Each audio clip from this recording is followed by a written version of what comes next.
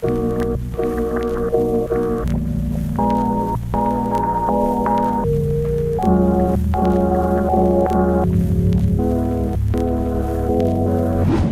день, уважаемые зрители канала журнала «Илин». У нас сегодня в гостях наш постоянный автор, историк, писатель Владимир Пестерев. Уважаемый Владимир Ильич, но все-таки нам надо беседу начинать с такой, скажем, биографического факта. Да? Я знаю, что ваш отец, ветеран войны, он тоже писал стихи. И, пожалуйста, несколько слов Илья Николаевича. Вы выпустили его книгу его стихов, да, на якутском языке «Борах сыта хохоннор». Вот, пожалуйста, как эта книга появилась на свет, скажем так? Ну, отец мой, он сам сирота, Амгинского Лусемирский наследник. Когда 18 исполнилось, он сразу был призван в 1942 году на войну и попал в станцию Мальта. Там среди призванных якутов он оказался 18-летним. Перед этим он здесь в городе ФЗО учился на санного мастера. Ну и за год учебы он научился разговаривать по-русски. И поэтому его оставили, как говорится, переводчиком. Ну, он понимал все эти, да. 5 классов образования было у него. Ну и хорошо писал. И поэтому его оставили, а потом ему дали звание эфрейтора, и он стал стрелком-радистом танка Т-34. И вот он, находясь потом на фронте, тоже начал писать стихи.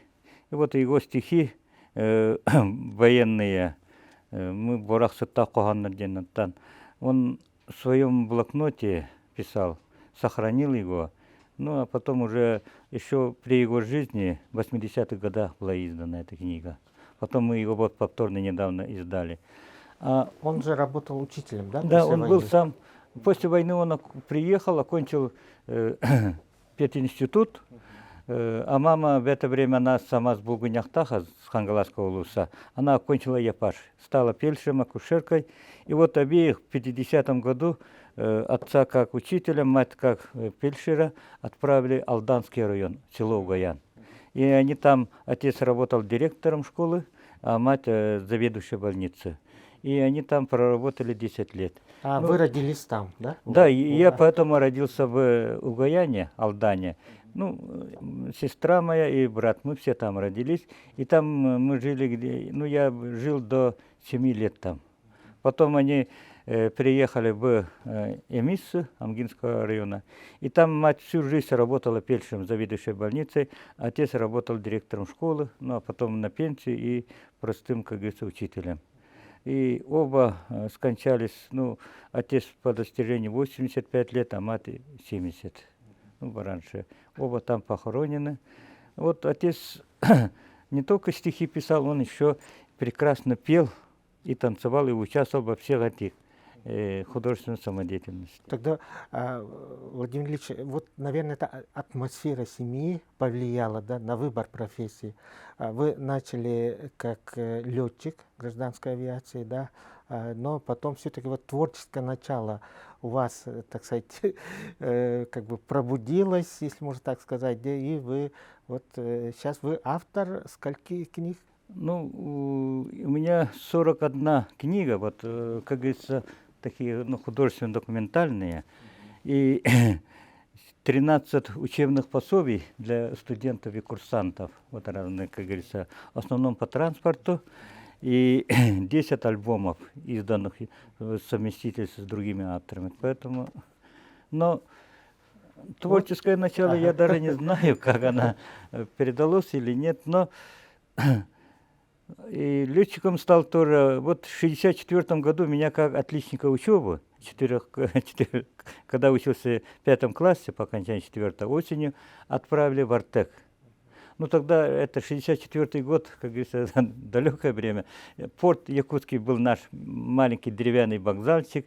Самолеты летали, я сейчас уже знаю, что это были Ли-2 и Ил-14. И мы с такими большими, как говорится, остановками, Якутск, Лёкма, потом Киренск, потом Красноярск, потом Омск и так далее, до Москвы добрались. и обратно. Ну вот после Артека, вот во время полета мне очень понравились самолеты, и я тогда вот решил, что когда вырасту, стану пилотом. Ну и вот, как говорится, после школы, Амгинской, по окончании средней школы, поступил в Омское летно-техническое училище. Проработал 1 год в холкозе охотником. Колхоз Победа был, и меня кадровым охотником тогда назначили. И 1 год я охотился. Ну, в основном мы на андатра, на белку и на соболя охотились. Ну, а потом вот в Омске учился 3 года, по окончании которой был направлен в Батагай, потом работал в Ангарах, Кобяях, потом в Якутске. В общем, за 21 год летал летчиком на 6 типах самолетов и вертолетов. А вот какие типы самолетов? Начал вот вот в училище летали на Як-18, вот такие, а потом уже на Ан-2, на Ан-24, на Ан-26 и на вертолете Ми-8. Ну, больше всего мне понравилось летать на вертолетах, конечно. Это было гораздо интереснее. И уже вот летал командиром, был командиром, заместителем командира эскадрильи. Ну, а творчество. У нас была бабушка Татьяна Мякон. Ее называли Татьяна, потому что она с Булгуняхтаха. И она вот к зимними вечерами, вот как раз в это время, печку топили, мать, отец на работе, и вот, дожидая их, мы все, ну, электричества у нас тогда не было, и радио тоже не было. Сидели возле печки, и она рассказывала вот разные сказки, вот все это так. Ну и вот как-то так, это мне... Потом у отца была, ну, он учитель, поэтому очень большая библиотека. Ну, в общем, он сам сделал самодельную шкаф, и вся стена была, как говорится, обложена книгами. Вот когда различные совещания ездил, Амгу, там, Якутск, Маю, он всегда привозил книги и журналы. И вот я сейчас как помню, вот книга Жукова, которая была издана, «Воспоминания и размышления». Маршала Жукова. Да, Маршала Жукова. Там вся деревня в очередь описывались, потому что только у него была эта книга. Да. Ну, а Это потом... была редкость тогда, да? Это Да, 70-е годы, да? Да, это же 60-е годы, конец 60-е, 60-х да, годов. конец, да. Да, 60-е. Ну, а потом вот, когда начал работать в Батагае, ну, среди пилотов, я был единственный летчик Саха, ну, все остальные вот ребята были, как говорится, ну вот, допустим, Цаникидзе грузин, это русский, а вот Саакян, он армянин. Ребята со всего Советского Союза. И поэтому меня спрашивали, а почему вот это называется так, Батагай, или вот Яна, что это такое, или вот шаман, кто это такой. Ну, и мне надо было им отвечать, и поэтому, как говорится, ну, начал изучать. А потом вот с 1974 года начал писать статьи в районную газету. Вот с этого 1974 уже начался журналистский. Вот сегодня уже более 400 статей. Ага. Это были первые статьи, были тоже по истории. Да, Или... по истории и жизнь коллектива. Вот про тигра, который вот в музее стоит, тигр-путешественник. Да, да. Ага. И про эти спортивные соревнования же тогда делали разные. И вот так начал писать. Так сказать, втянулся, да, в творчество. А вот первая книга, вот здесь вы же с собой принесли, да, первую Да, книгу. Она была книга. посвящена? Она была посвящена памяти вот летчика Отто Кальбица. Ага. Это финн. Мгм. Финн, он у нас летал в 20-30-х годах, в 20-х годах. И разбился 7 марта 1930 года возле Сангар со своим, как говорится, бортмехаником Карлом Нерониным. Он финн, а бортмеханик был шведом. И вот они разбились там в Сангар. Вот в 1988 году вышла вот моя книга «Летчик Отто Кальбица». Потом, как говорится, за ним вышло несколько книг, и рекомендации в приеме Союз писателей дали Далан, Харлампьева и Кривошапкин. Да, ну вот, мне кажется, вот то, что книга о летчике, потому что мы все знаем улицу Кальвица, Да. а вот биографию, вот чьим именем названа улица, это, ну, можно было даже и сейчас переиздать, да. Вот, Владимир Ильич, значит, вот Союз писателей выступили, ну и, в общем-то, такие характеристики вам дали, да, Василий Семенович, Наталья Ивановна, да, Андрей Васильевич, ну, наши народные Поэты, писатели, да. То есть это большая оценка, я думаю, тоже, да, с их стороны, вашего вклада и на вот, популяризации исторической науки в том числе, да. А вот кандидатская ваша диссертация, на какую тему она была написана? Кандидатскую я защитил в 91 году. Она была посвящена истории возникновения, становления, развития авиации Якутии. И она была, как говорится, начиная с 20-х годов до 40-х годов, я до окончания Великой Отечественной войны закончил. До этого вот история развития, появления вот первого самолета «Совпись» здесь, в Якутске, в 1925 году, она вообще не была известна, и путали и фамилии, экипажи. Я вот как раз, ну, во время отпуска, отпуск у нас у пилота был долгий, да, длинный, аж 3,5 месяца. И я вот как раз ездил на Новосвирск, Омск, ну, сначала по музеям, потом по архивам, и начал искать, вот, как говорится, и нашел родню вот этого Петра Падеевича Мамонтова. Вот он первый летчик Падеев. Я и нашел его, как говорится, дочь, и так вот потихонечку начал втягиваться. Потом в Крыму ездил в Крым, там нашел, как говорится, наших летчиков, тоже первых, которые здесь 20-е, 30-е годы. Ну и так вот тянулся. И по окончании, естественно, между работой, как говорится, между полетами начал все это писать, описывать. И вот потом, как говорится, вот история, она вышла, уже вся история вот разных. Тогда редактором была Наталья Ивановна Харлампиева, да? Вот историческая миниатюра о Якутии. Да, это очень интересно. Здесь вот про графиню Бестужеву, про это, про шамана, про это Колчака. И вот здесь был дневник Пепеляева, самое главное.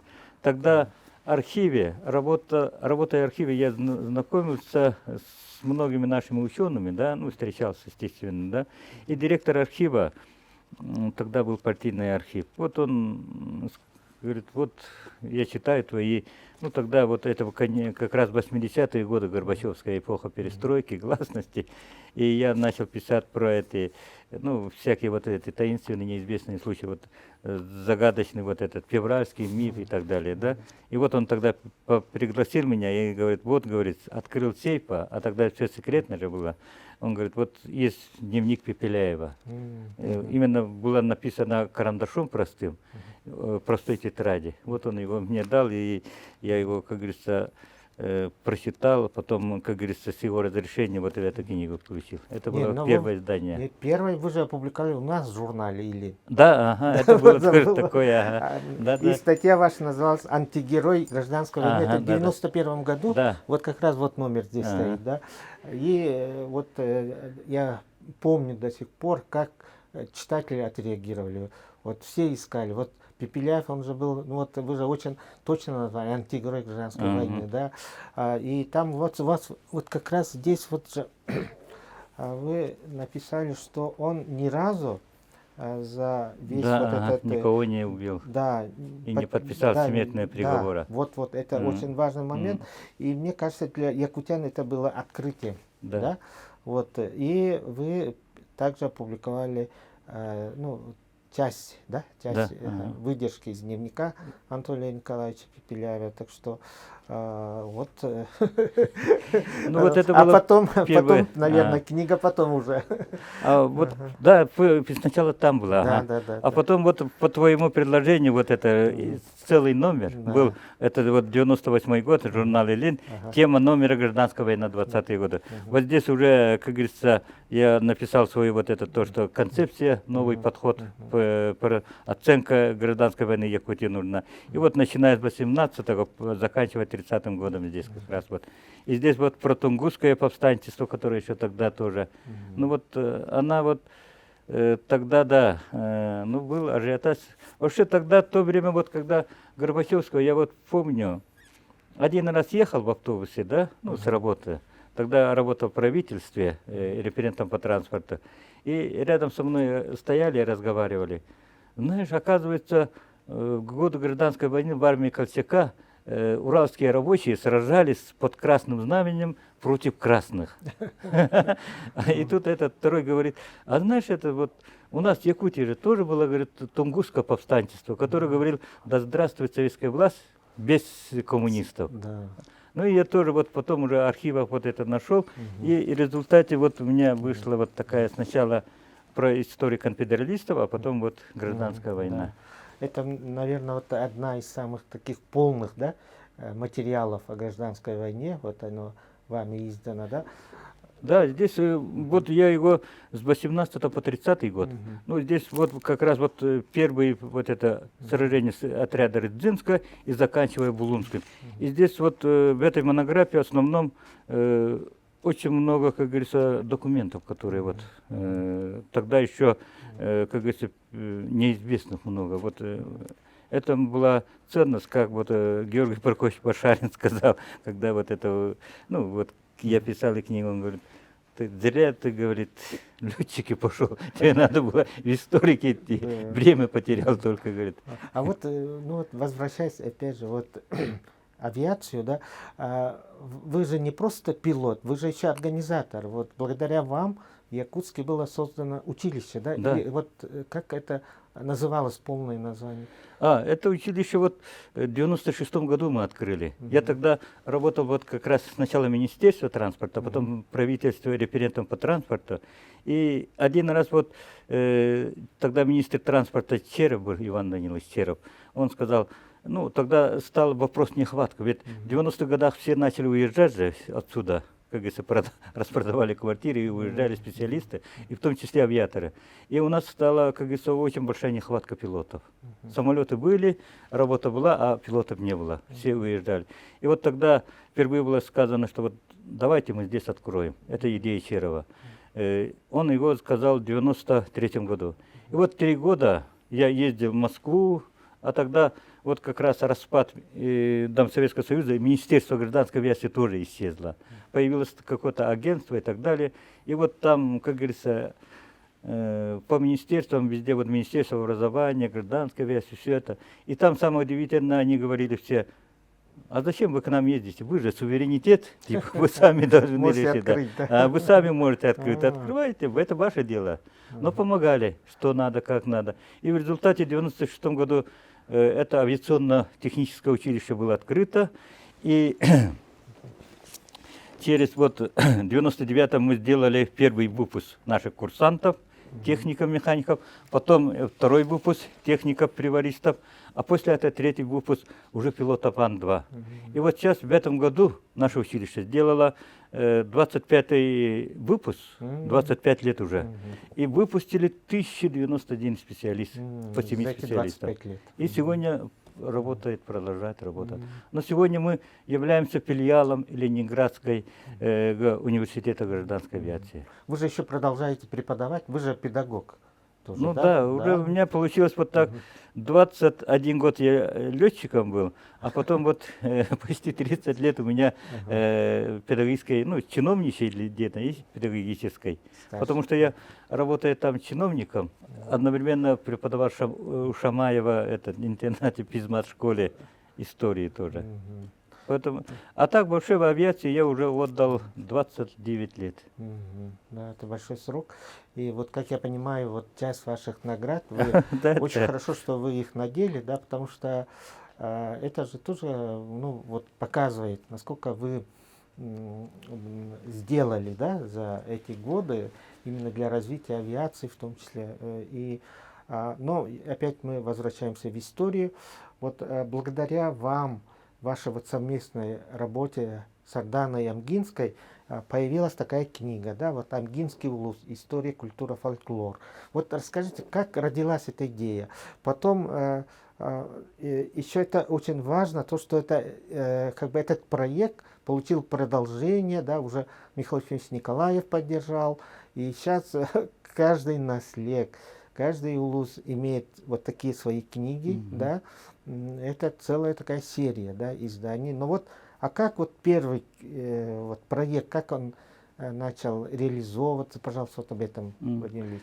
Ну вот, работая в правительстве, да, я, как говорится, ну, в командировках бывал во многих, как говорится, улусах, и на слегах, и там вот сталкивался с краеведами. В основном, что удивительно, эти краеведы были старики, учителя, интеллигенция, ну, сельская интеллигенция, и все были учителя, и у них, как говорится, было очень много-много разных, как говорится, документов собрано, ну, по своему, как говорится, родному лусу, по наслегу, и они с охотой, как говорится, рассказывали, и вот там тогда у меня появилась, как говорится, идея, а ведь это же надо напечатать. И вот тогда, это было, когда я работал в правительстве, да, у Николаева, и вот, вот в 96-м году мне поручили, как говорится, командировку в Амгу. И я тогда, как говорится, собирался и, ну, встретил Сардану Ануфриеву. Она спрашивает меня, как, чего, куда. Да вот я в Амгу собираюсь. Она говорит, а я поеду с тобой. Ну, у меня своя машина УАЗик. И мы с ней поехали. А потом по дороге она спрашивает, а что там будешь делать? Я говорю, вот собираюсь издать, материалы собираю, да, и планируем издать книгу. Еще тогда разговора такого ни с кем не было. Ага, это просто была моя идея. Она говорит, а мне можно с тобой? Ну, я говорю, а что, мне, пожалуйста, она, это вот как раз в начале лета, этот год был очень пожарный, и мы поехали, и с ней мы, как говорится, сначала это согласовали с тогдашним, как говорится, главой УЛУСа Наумовым, английским, да. Ага. А потом уже с его помощью, как говорится, поставили известность всех глав на слегов, и начали вот, объехали весь Амгинский УЛУС и собрали материал, и в результате вот в 97 году эта книга вышла. И тогда первую книгу Наумов, естественно, подарил, как говорится, Николаеву, да, наш Михаил Ефимович. Михаил Ефимович, как говорится, его очень похвалил и сказал, что все улусы издали такое. Ну, Сардана уже второй раз издала уже более обновленную, дополненную историю улуса. И сейчас все улусы, да, вот все 306 улусов. Вот здесь самое интересное, вот история, культура, фольклор, да, вот. Ага, это вот так. Да, это была подсказка, как говорится, вот этого. Тогда Амге были учителя мои, которые учили меня. Вот они так и сказали, надо, чтобы была конкретно история, культура и фольклор. И развитие вот этого, все это. И вот по такой, как говорится, ну, категориями все было собрано и написано. И тут, получается, автор, это такое интересное тоже сочетание. И краеведы, да, вот да, учителя, да, вместо... и академические ученые да, тоже, абсолютно, да, участвовали. Вот, поэтому, конечно, это уникальный проект, и ну, он до сих пор продолжается. Да, продолжается. Ага.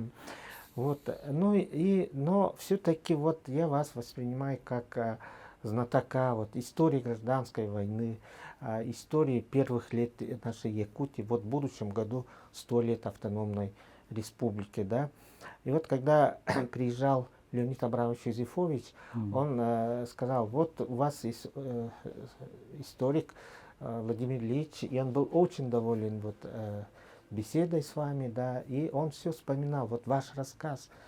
Вот, может быть, вы расскажете тоже для наших зрителей о том, вот как вот это годы гражданской войны, да, вот именно ваш прадедушка или дедушка, да. Ну, гражданская война, она, в общем, затронула все слои общества. И Якутия тоже не осталась, как говорится, в стороне, и она... Рано или поздно эта война все равно Якутия должна была быть. Как бы ни старались Амосов, Юнский и другие, ну, отодвинуть его, да. Дело в том, что сразу было, как говорится, расколото вот общество, да, богатые и бедные. И, естественно, вот бедные, вот Цуврузские, Костя Сокольников и, как говорится, другие, сразу начали, как говорится, войну против богатых. А наше вот это местное население, сельское население, да, бедное, вот мои родные по матери, они жили в Булгуняхтахе. И вот они старались, как говорится, не вмешиваться в вот этот спор красных и белых, и старались, как говорится, отъехать. Ну, но с другой стороны, это же война, и зимой вот в это время ты живешь дома, да, балагань свой, никуда тебе не деться, тут твои коровы, да, а у них было где-то 10 коров, и никуда их, как говорится, и вот поэтому большинство населения оставалось на своих, как говорится, селениях, но старалось не участвовать. Но с другой стороны, перескакивали, ну, как говорится, или убегающие, или наступающие красные, или белые, и у хозяина, как говорится, сразу накорми, дай сено и, как говорится, дай лошадь. не дашь, сразу, как говорится, расстрел. Следом, как говорится, прибывали догоняющие. Раз помог красным или белым, ну, которым дал лошадь, да, значит, ты их сторонник. И тоже расстрел. Ну, вот таких случаев было много. И поэтому, вот, по моим подсчетам, в Якутии в годы гражданской войны погибли 3000 человек. Красных около 1000, и белых тоже, и местное население. Мирное население. Мирное население. Вот у меня с моей родни только годы гражданской войны, с этих по отцовской, по материнской линии погибли 7 человек. Ну вот прадедушка мой в Булгуняхтахе, когда вот отряд Карандашвили ехал с Иркутска, он остановился в Булгуняхтахе, ну, на ночевку, а мой прадедушка, дедушка мой, он был красным партизаном, он их привозил, наоборот, он им помогал, вот это, ну, он ямщик, а потом уже они перевозили их, как говорится, с Иркутска. Венесалек мы до Якутска должны были везти. А прадедушка, ему было 85 лет, он вот как раз с той норы, с острова, приехал, ну, как говорится, сына встретить, поговорить и так далее. Ну и когда он зашел во двор свой, увидел там эту пушку, 3-дюймовку. Ну, старик 85 лет же, он впервые это видит, чудо оружия. Ну, слышал, конечно. Вот. У нас было много участников Первой мировой войны. Кстати, первый муж моей бабушки, он был, как говорится, участником Первой мировой войны. Ага. Потом был расстрелян этими белыми нашими за то, что не хотел к ним присоединиться. Так вот, прадедушка обошел пушку и начал замерить вот почему-то этот ствол этой пушки. А его, как говорится, за шкирку, ну, часовые, да, и сразу в юрту Карандашвили, ну, спрашивает, а тот по-русски-то не знает. И на виду переводчик куда-то, ну, делся, не было переводчика. А местные там были, конечно, эти пашенные, да, но они от страха тоже никто ничего, да, не мог подсказать. И Карандашвили махнул рукой. Так, давайте. И его вывели, и возле сугроба одним ударом сабли так пополам. Ну, вот так он погиб. Ну, бабушкин брат, он был ревкомовцем. Был расстрелян белыми, ну, за то, что он был, как говорится, ревкомовец, и его первый муж тоже. Стало вот по материнской линии, года гражданской войны у меня 3, а по отцовской линии был парень Пестерев Кузьма Васильевич. 17 лет, первый комсомолец Амгинского района, и он учился в АБГ. Тогда АБГ была центром Амгинского района. И он учился в АБГ, и вот когда эта война началась, ну, в смысле, гражданская война началась, он записался в отряд Котруса и стал, ну, красногвардейцем. И вот во время перестрелки возле Самарсуна он отстал от своего отряда вдвоем. Ну, их поймали и расстреляли. А его отца, Василия, вот когда отряд, как говорится, на выручку гарнизона Амги, они выехали, и вот возле села там Чуя, возле дороги, да, вот как раз апреле же месяце они поехали выручать гарнизон Амгинский. Ну, он скидывал снег с крыши балагана. Ну и вдруг, как говорится, Алас въехали, ну, конные люди, целая туча. Естественно, он сразу начал вот так, наверное, просматривать. А те, вот бандит стоит, и шпион наш считает. И одним выстрелом. Вот так. И двое, вот, значит, отца убили красные, а сына эти повстанцы белые, да. А потом, когда война окончилась, в 25 году, ну, по Амгинской дороге же, там, в основном гражданская война у нас Амга и Усмая же, и там кто-то оборонил гранату. И вот на виду мой далекий дядя, родственник, да, Татарапим, нашел эту гранату и принес себе балаган. Ну и показал, вот я нашел. И это чеку выдернул. Они-то не знают, естественно. Ага. И там зашипело, и вот он с братом, в общем, 5 человек сразу намертво там. Вот получается, да, вот ваша семья пострадала. Да, ну, с другой стороны, боролись и за это, как говорится, за советскую власть. Ну и нечаянные жертвы тоже. Ну, война есть война. Вот так. А потом уже, когда репрессии нас не затронули, вот эти, да, ну, а вот Великая Отечественная война, она у нас, как говорится, участвовала 13 моей родни. С маминой 2, его старший брат погиб на Украине, под Полтавой похоронен, артиллеристом был. И Его сестра, вот блокаду Ленинграда она пережила, говорили, Ксения Да, Васильевна. да, Ага. Я ее А помню, по, знаю. Да. по отцовской линии 11 человек. Из них 4 пропали без вести. Ну и вот я, изучая вот этот, начал, как говорится, тоже копать историю гражданской войны. И вот,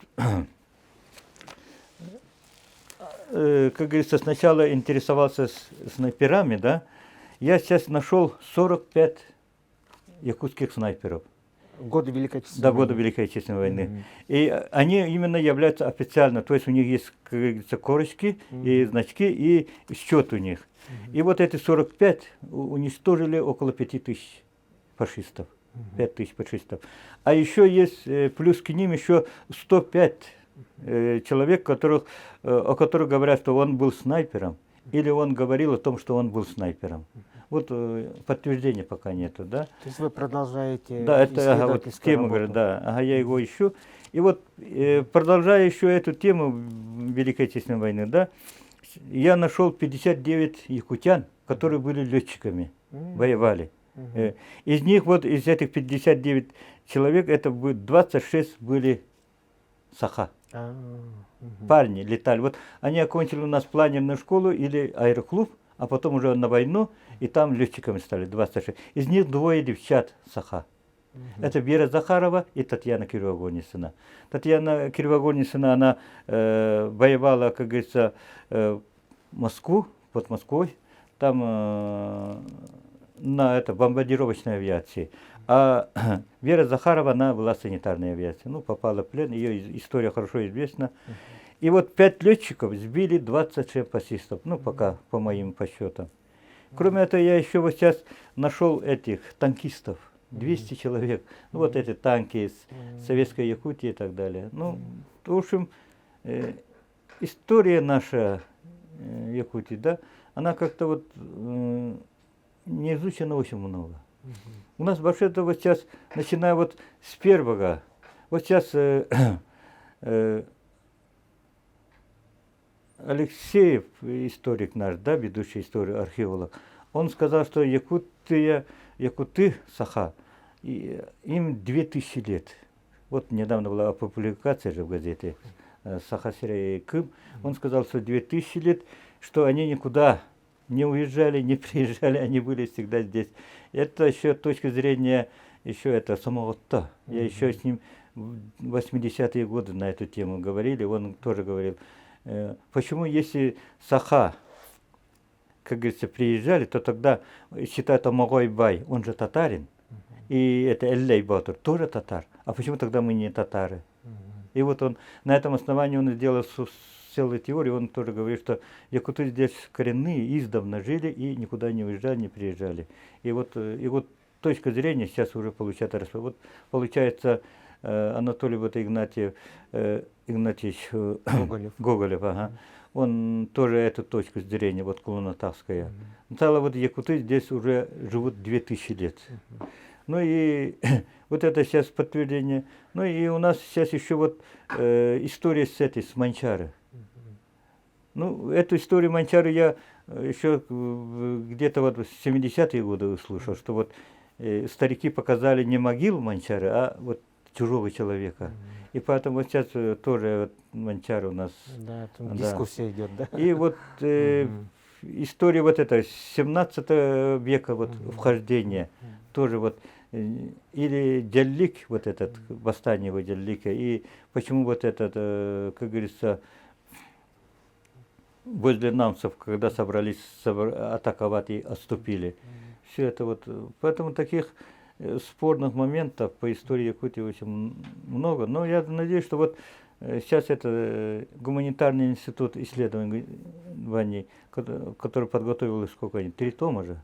Вот они наверняка там внесут ясность. Ну, то есть Анатолий Николаевич Алексеев, Анатолий Игнатьевич Гоголев, вот их теории в какой-то степени совпадают, да? Вот. Да, они совпадают, ага. Они оба говорят, Да, что происхождение. Да, ага, происхождение народа Саха. Ну, собственно, она так и должна вот. Ведь впервые вот эту идею, когда я вот писал эту свою книгу, да, для, как говорится, да, вот здесь, вот страница истории земли Аламка, здесь Идес избран Ага. В 17 веке он, как говорится, по поручению, как говорится, царя ехал в Китай, посольство. И вот возле Иркутска он записал в 17 веке, вот и здесь избран, да, Николас, он написал, что якуты, вот как раз про Эллея и про это Омогоя, что якуты оттуда пришли. И вот с тех пор это пошло уже с книги в книгу, со статьи на статьи, вот этот, как раз версия такая. Но сейчас новые вот археологические, да, находки, в общем-то, подтверждают вот версию автохтонного, да? Да, происхождения, автохтонно, да, вот это. происхождения. Ага. Это очень интересно. И вот, Владимир Ильич, вы продолжаете свои исторические изыскания, и, ну, я думаю, вот мы ждем новую книгу. Да, сейчас, собственно, уже и возраст, и как-то уже особо.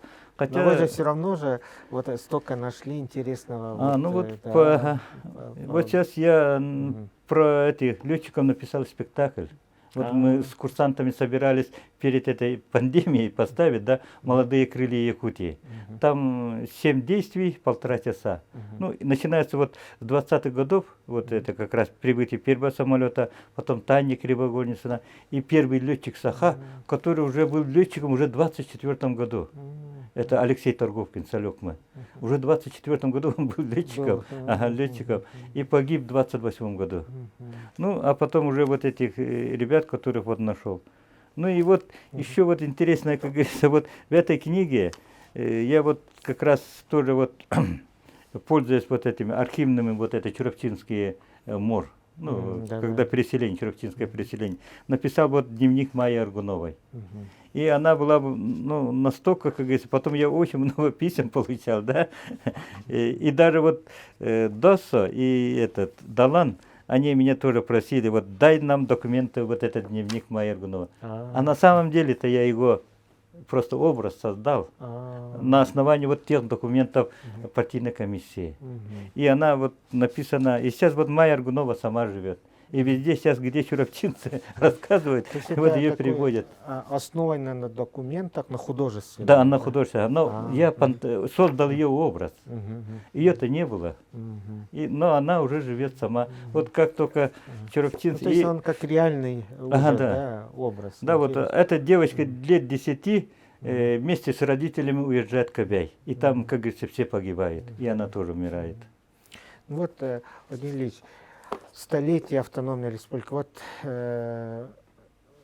самый, наверное, важный шаг, да, 100 лет назад, это в 1921 году, вот если мы пойдем по годам, вот 1921 год, какой самый важный шаг сделала наша республика, наши ну, вот, деятели для того, чтобы добиться вот, статуса автономной республики?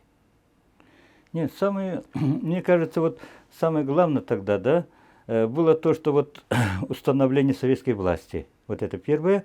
И второе, вот то, что они начали не область, именно самостоятельность, вот Аюнский Амосов.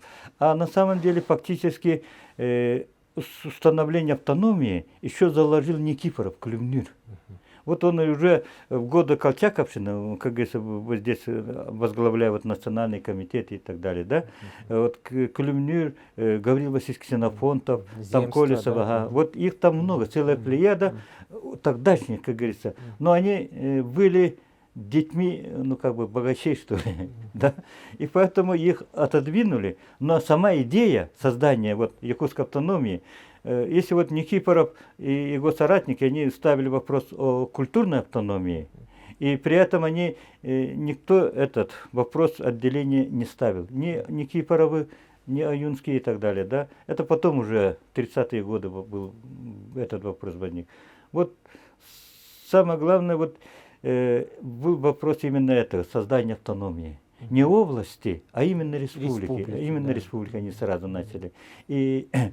А хотя, как говорится, вот предпосылки, истоки были, естественно, уже начинались с 17 века. Вот Мазары Базаков, Сафрон Сыранов, Аржаков, вот их, Сеган Аржаков, ага. Они уже ставили вопрос, вот, как говорится... Расширение полномочий. Да. Дело в том, что когда вот этот, как говорится, уже после вхождения в состав Российской империи, да, тогдашней империи, естественно, как говорится, тогдашние, как говорится, ну, родоначальники, да, они, естественно, чувствовали вот эту зажатость, и поэтому они пытались его расширить. Но если вот власть Колчака, как говорится, продолжалась бы, да, ну, естественно, разбитие все равно шло бы, все равно Россия разбивалась бы. Но, мне кажется, Кулемнир, Никифоров и Ксенофонтов тоже сделали бы то же самое, что и Аюнский и Амосов. Ну вот в 1921 году, ну, тоже, конечно, в Москве, да, Совнарком же, да, принимает решение, в общем-то, поддерживает предложение. Ага. Ну вот вы изучали вот истории не только вот там гражданской, а в целом вообще истории Якутии, да? Вот как бы вы охарактеризовали, да, наших, ну, мы их говорим, отцы-основатели, да, автономной республики, Платон Аюнский, Максим Амосов, Исидор Барахов, да, и их соратники Степан Васильев, Степан Аршаков, да, вот как бы вы охарактеризовали вот это поколение, вот, которые все-таки, значит, доказали, добились, да, статуса автономной республики? Ну, во-первых, они не были первопроходцами. Как я уже сказал, они просто продолжили вот дело предыдущей интеллигенции, да, ну, как вот тогда говорили, буржуазной, да, буржуазной интеллигенции. А во-вторых, это была, как говорится, не их инициатива, а веяние уже шло от Ленина и от Сталина. Вот Ленин ставил уже создание вот такой, как говорится, федеративной власти. И куда, как говорится, вошли бы на правах равноправия все эти, ну, тогдашние, как говорится, края области Российской империи. И также он, как говорится, подчеркивал, что они могли отойти, выйти. А Сталин, наоборот, вот как раз он за централизованную власть. Вообще, Сталин был больше прагматиком, и поэтому вот Сталин, когда начал вот это после Ленина создавать свою советскую власть и выдвинул идею о построении социализма в одной стране, он вот поддерживал наших, как говорится, ребят. Но, к сожалению, вот эта борьба его с Троцким, который, как говорится, выступал за мировую революцию, за социализм во всем мире, да, это привело к тому, что Сталин уже начал, как говорится, боясь вот это, что все отколется, все рассыпется, вот то, что они создали, да, он начал вот этот террор. И в результате жертвами стали вот наши, как говорится, ну, ученики Ярославского, Орджоникидзе, Амосов, Аюнский. Но с другой стороны, я вот представляю, с каким, как говорится, мучениях погибал, как говорится, Аюнский. Потому что Амосов, он писал Сталину покаянные письма. Его, ну, дело хорошо я изучил, в архиве вот этом, да, он там его просил, вот он, как говорится, да, а Аюнский такое письмо ему не написал, и он видел, и вот, ну, просто вот потом уже, и линии же мы печатали же, помнишь, вот это Дмитриева, бывшего повстанца, Усалданская, который, как говорится, проходил, как говорится, вот заключение Батагай Эге Хая. И вот он там писал же очень даже так четко, когда вот в 30-х годах они, бывшие эти белые повстанцы, как говорится, мучились, и тут сразу, как говорится, привели к ним толпу тоже зэков, да, и они с большим удивлением узнали, это вот те самые коммунисты, вот первые большевики, коммунисты, которые сражались за советскую власть. И их, естественно, тоже бывшие, как говорится, камеры загнали, и там эти несчастные, вот, как говорится, ну, Субурусский и Сокольников, все вот это Пономарёв, все, ну, примерно и подобные их коллеги, которые, ну, как говорится, попали в лапы уголовников. Уголовников над ними измывались и все прочее. И вот этот Дмитрий писал, что все-таки Холланда Йонгох Хоторбу Путин. То мы вот, как говорится, они, оказывается, не могли вот это. Вот поэтому я вот чувствую, какой обидой они все умирали. Хотя, с другой стороны, я однажды тоже встретился с бывшим большим начальником НКВД, работником. Вот он говорил, что умирали некоторые, как говорится, с гордо поднятой ногой и кричали: «Да здравствует советская власть, да здравствует Сталин». Ну, при расстреле. Да, да. Хотя вот, как говорится, Варлам Шаламов, описывая, ну, эти быт заключенного, он же писал, что очень хорошо и вообще человеческое лицо не теряли только работники духовенства. А все вот эти бывшие партийные, бывшие коммунисты сразу, как говорится, раскисали. А вот духовенство, попы, священники, они были тверды, и они считали, что чем больше испытаний не пройдут, тем быстрее и легче, ну, в рай, наверное, попадут. Как бы сильные духом. А сильные, они были, они не теряли человечность, а остальные, к сожалению, ломались быстро. Вот, а сейчас, Владимир, я еще помню, когда вот в журнале «Илин», вот мы с вами составили список, да, тут поставили в один ряд белых и красных, да, да. значит, и назвали, вспомним эти имена, ну, то есть как бы идея примирения, да? Да, идея примирения. А вот она вообще, как вы считаете, это, насколько эта идея сегодня актуальна? Вот здесь у нас, например, Михаил Артемьев, Анатолий Пепеляев, а с другой стороны Строт, Байкалов, Курашов. Вот как вы считаете? Вот сейчас очень много об этом, ну, в связи с столетием февральской, потом Октябрьской революции, да, вот эти прошедшие годы, да, а потом, значит, сейчас продолжается тоже вот эти столетние даты, да, создание там ВЧК, потом создание там, ну, начало красного террора, там, белого. Ну и мы вот сейчас, получается, тоже свои даты на гражданской войны столетия. Вот все-таки вот Россия никак не можем мы отойти вот от этой вот трагедии гражданской войны. Ну, вот Путин недавно же вот в Севастополе выступал же, день, вот это народное единство, 4 ноября. И он там как раз выступал под памятником, там памятник поставили. С одной стороны два брата, с одной стороны красный комиссар, брат, а с другой стороны поручик, брат. И над ними стоит мать. Вот как бы знак примирения вот этих двух братьев, да. И Путин в этом подчеркнул, что именно, что вот эта гражданская война, она была трагедией для всего народа. И она, как говорится, внесла, ну, ясно дело, что очень большое разрушение умах и, как говорится, человеческих судьбах. Но мне кажется, вот это примирение, ну, можем, конечно, мы поставить эти памятники такие же аналогичные здесь у нас в Якутске, но их-то уже нету, этих, как говорится. Ну вот наши, ну вот Харасхал говорил, что он нашел около 60 человек якутян, выехавших в эмиграции. Ну и никто не вернулся оттуда, все они там, как говорится, остались, да, умерли. И их дети тоже там же, как говорится. Но мне кажется, что примирение должно вот в сегодняшнем, как говорится, молодежи, в сегодняшнем народе, чтобы вот на их примере, что вот эта революция очень страшна гражданской войной. Вот это мы должны, как говорится, уяснить и понять. Не дай Бог, если вот сейчас тоже раскол, ну, дальше будет, как говорится, бедные, богатые, и появится кто-нибудь и давай громи белых, или граб награбленные, мне кажется, тоже найдутся, пойдут тоже. Вот у вас книга Амга «Вихрь гражданской войны», да?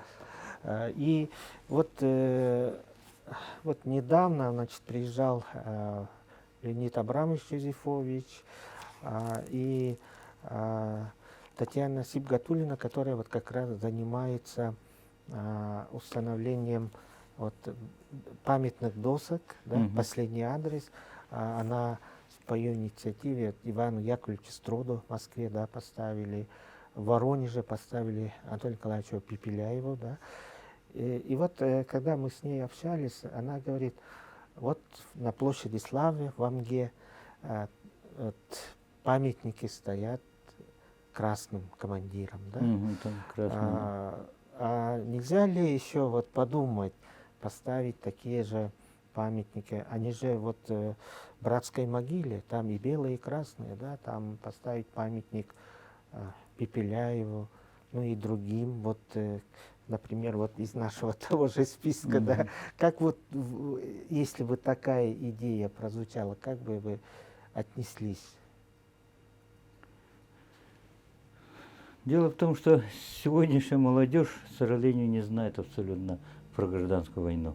Ну, там, может быть, у них появился бы интерес. Вот здесь Строт, здесь Пепеляев, здесь Байкалов, здесь Артемьев. Вот, и мне кажется, вот «Зимняя дорога», роман, да, Юзефовича, он такой вызвал интерес к Якутии, да, интерес вот к личностям Строда и Пепеляева. Так же ведь? Не, вот книга Юзефовича однозначно она очень хорошая, интересная и читается буквально, как говорится, с большим интересом.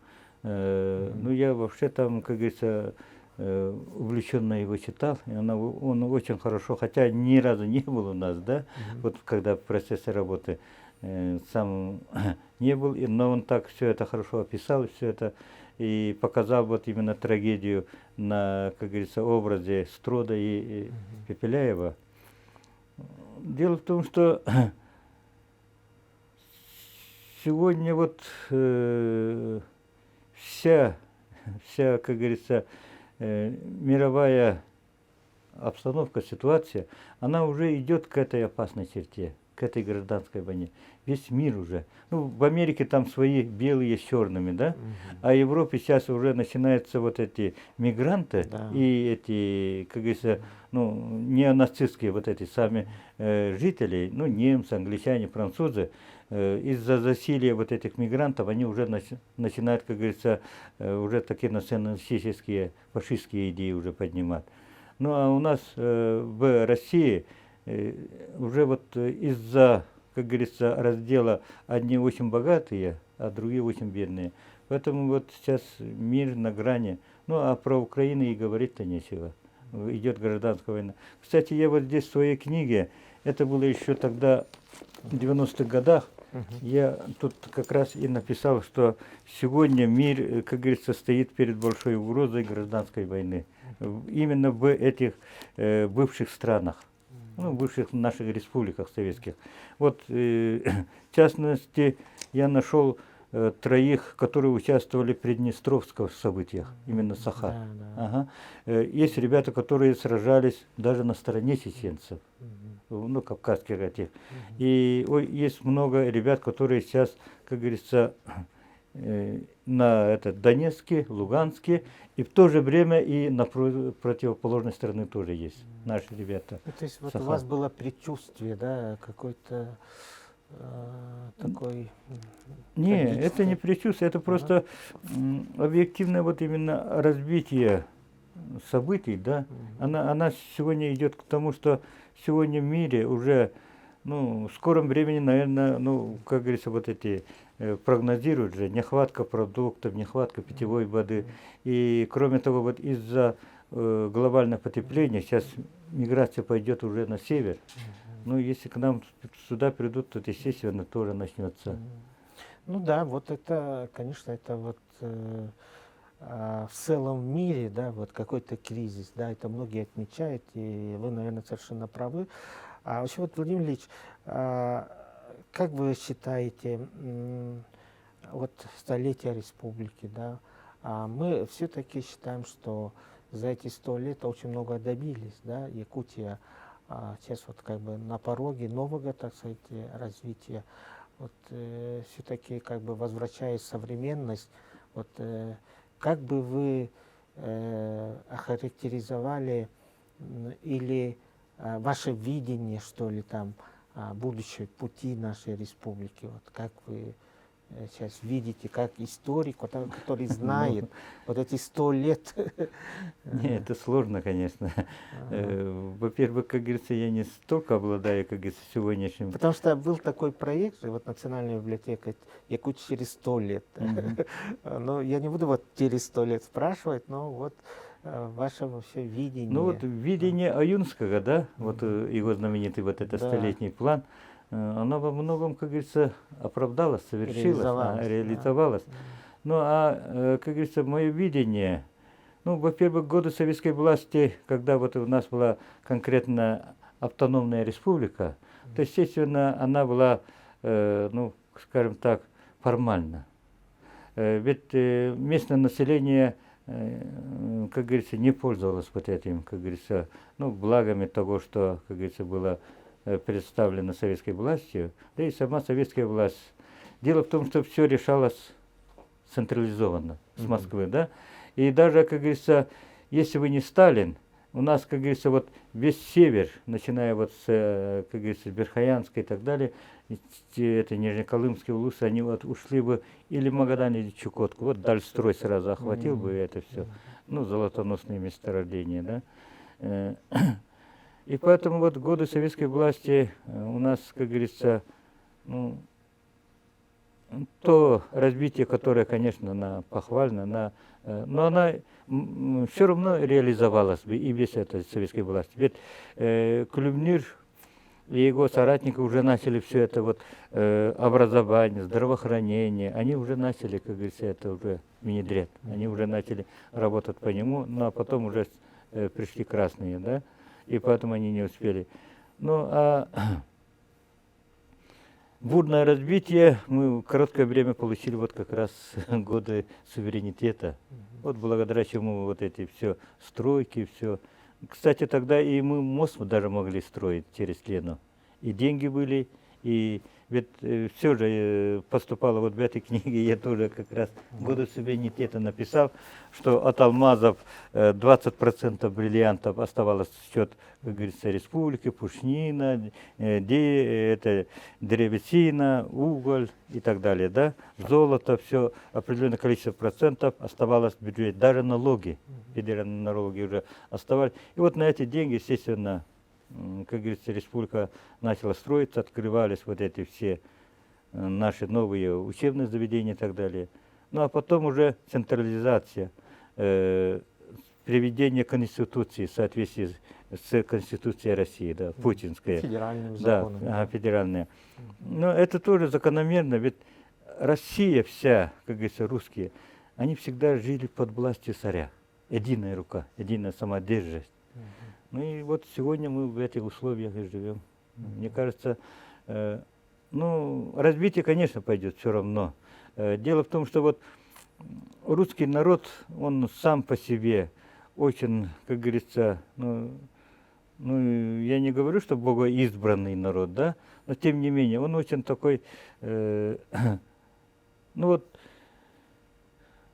мой дядя, который погиб Полтавой, да, артиллерист года Великой Отечественной, его письмо сохранилось, он написал: я единственный якут, ну, в нашем, как говорится, артиллерийском дивизионе, да, и меня все жалеют и держат, как говорится, сзади. Он был наводчиком, наводчиком пушки, они его, и в еду тоже ему, как говорится, все стараются, Да, русские, оберегают, да. оберегают всячески. А вот этот отец Ермолая Скрявина, ну вот нашего знаменитого Да. Ермолая, он же был кавалеристом на войну. Вот он, а потом после войны он попал же в тюрьме, сидел. И вот он также и говорил же: я не видел, как говорится, лучшего народа, чем русские. Они даже в бою и в тюрьме тоже, как говорится, и солидарный, и добропорядочный, и очень добрый народ. Мне кажется, вот наше, как говорится, будущее только с Россией. Кстати, вот в тот раз я подчеркнул же, почему вот именно Япония, Америка. Это вот все из-за одного, как говорится, нашего земляка, Чоропчи, по-моему, да, который вот писал японскому Микадо, императору, письмо. с просьбой. Это было в 1905 году, еще до Первой мировой войны. Он писал, он хотел туда поехать учиться, и он просил у него денег. А потом вот это событие, она стала, как говорится, попала в анналы жандармерии, оттуда уже, как говорится, пошло. И вот уже, когда вот Кулемниш создавал свой союз Якутов, ну, Никифоров, да, вот его тоже в этом обвинили. Уже вот это был, ну, как бы, первопричина, почин был сделан. Ну, а потом она, естественно, пошло уже автоматическое Юнскому, Мосову, ну, и так далее. Ну, а потом уже вот последующие тоже события студенческие. А на самом деле, естественно, наш народ, он именно только с... Ну, вот я из 50 лет, как говорится, своей трудовой деятельности, у меня все время это в окружении русских. Лучше народа я не знаю. И песни такие, и пляски, и танцы, да и вообще сами. Ну, вот это очень такая оптимистическая ноте, да, потому что, ну, очень важно, да, чтобы сохранилось, наверное, да, вот то, что у нас Российская Федерация. И, ну, Володя, вот заканчивая, наверное, все-таки вот вы тоже, опять я повторяюсь, вы человек, который знает историю, да, что бы вы пожелали молодым, вот, как бы продолжение вот предыдущего, вот то, что вы сказали, молодежи Якутии? Потому что вы педагог, вы историк, у вас такой интересный опыт работы, и вы в своих книгах как раз проводите эту линию, да? Ага. Поэтому, пожалуйста, вот. Ну, вообще молодежь, конечно, как говорится, закономерно, последующая молодежь всегда умнее и лучше предыдущего. Иначе развития не было бы. Но это философский закон. Хотя сегодня вот наша молодежь очень печальна, что вот не знают своих родных. Вот я когда обычно специально делаю, как говорится, даю задания, ну, в виде реферата писать, вот кто участвовал в Великой Отечественной войне, кто участвовал в Гражданской войне. К сожалению, очень мало отвечает, знают. И поэтому я вот, ну, пожелал бы, чтобы они больше интересовались историей родного края. Хотя это не их вина, конечно. В школе же не учат историю Якутии. Пусть больше читают, больше развиваются. Кто знает, тот, естественно, вооружен. Для них же вот все эти книги издаются. Ну, не только мной, а нашими, как говорится, известными писателями, педагогами нашими. Вот. Владимир Ильич, спасибо большое. Вы огромную работу проводите, потому что вот ваша книга как раз рассчитана. Это такой очень читабельно. И самые важные моменты нашей истории, они вот в ваших книгах. Поэтому вам благодарность. И мы ждем ваши новые книги, новые статьи. Спасибо. Да не за что, дорогой.